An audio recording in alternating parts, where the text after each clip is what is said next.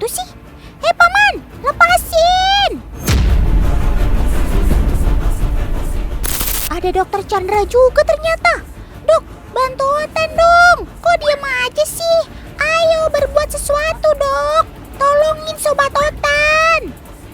Apa yang sebenarnya terjadi sih dok? Suasananya juga menegangkan banget. Ini Ran, dokter mau pasang keluh nih ke si kerbaunya.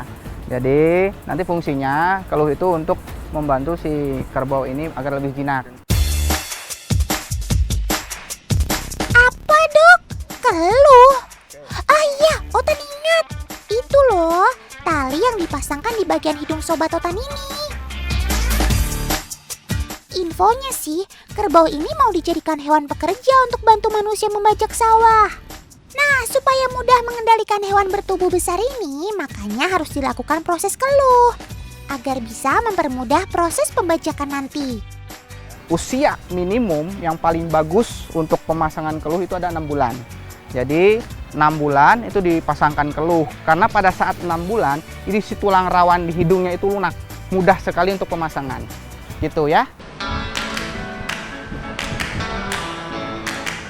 Weleh, pada semangat banget. Mau pada kemana sih? Pasti mau cari makan siang ya? Ayo ngaku. Tuh perhatikan, semuanya sibuk makan. Gak inget ya kalau ada Otan di sini.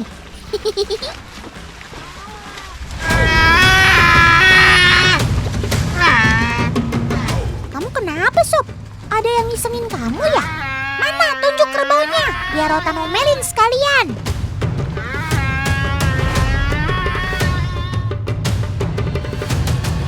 Lucunya, saya mau giring nih anaknya. Karena susah untuk nyebrang. Tapi induknya berusaha mau nyerang saya.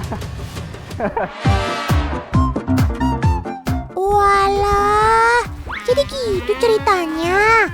Jangankan dokter, tuh om kameramen aja disamperin. Takut ya om?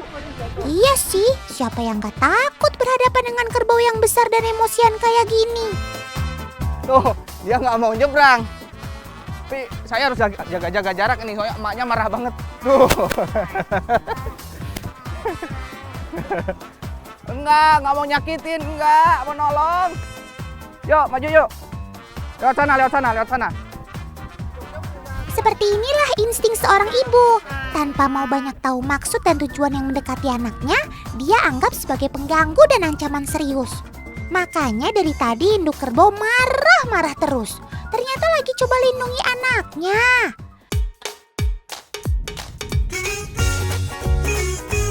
Tuh Sob, dibantu sama paman. Harus nurut ya. Nah, pinter. Bisa nyebrang kan? Maunya didorong-dorong ternyata dok. Mungkin dia masih ragu sama air sungai di sana. Di usia yang masih terbilang anakan, semua masih terkesan asing bagi dia. Makanya harus selalu didampingi, termasuk paman penggembala yang selalu setia menunggu mereka sampai matahari menjelang terbenam. Jaga satwa kita, fight in the wild. Nah kan, udah mulai berendam di lumpur aja nih. Udah pada kepanasan ya? Merendamkan seluruh tubuhnya ke dalam lumpur adalah salah satu cara mereka untuk bertahan hidup. Maklum teman, mereka termasuk hewan yang gak kuat kena panas sinar matahari. Beginilah cara mereka menurunkan suhu tubuhnya. Ya udah. Otan kasih waktu sebentar ya buat kalian ngademin diri dulu. Abis ini kita lanjut main lagi ya Sob.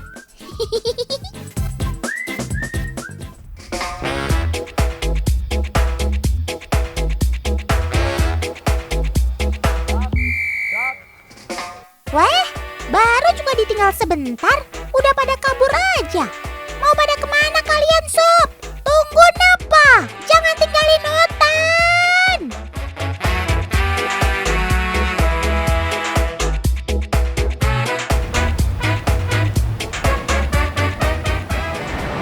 Nah, lagi di pantai nih.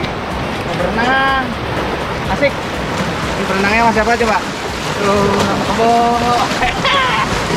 Ayo.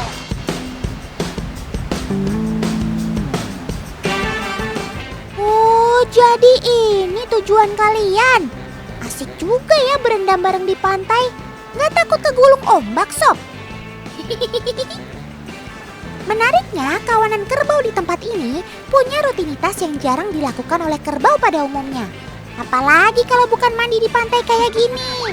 Mumpung ada Dokter Chandra tuh, sana minta sekalian mandiin aja, Sob. Kapan lagi coba dimandiin sama dokter hewan? Kosong Pak tanduknya. Nih ya, kerbau di sini itu mandinya 2 kali. Pertama, tadi mandinya di lumpur tuh, di kubangan. Yang sekarang mandinya di pantai. Berendam di pantai juga sekaligus jadi cara untuk mereka membersihkan diri setelah seharian bermain di luar. Nih, lihat tuh, baik banget nih.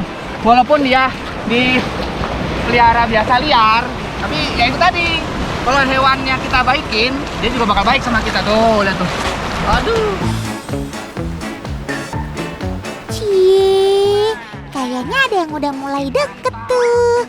Mentang-mentang habis digosokin sama dokter, kamu jadi auto semangat gitu, Sob. Ayo pulang semuanya, pulang. Pulang. Pulang, udah waktunya pulang. Jaga satwa kita. Fight in the wild. Ayo, bos. Ternyata kerbau juga diburu sama vampir loh. Sesaat lagi ya. Jadi gimana, Dok? Ada nggak vampirnya? Kok Otan jadi agak merinding gitu deh gara-gara si vampir. Nah, nih. Nih, dokter tangkap nih.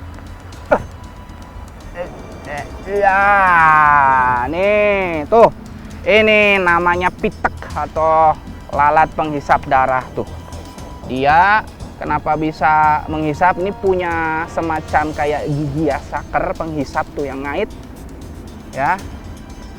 Nah, nanti dia nempel di kulit lama banget lalu menghisap si darah kerbau tersebut. Nah, ini vampir yang dokter maksud. Lalat penghisap darah atau disebut pitek.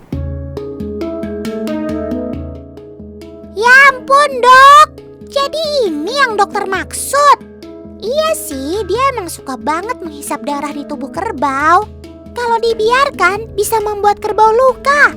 Bahkan lebih parah, bisa bikin infeksi.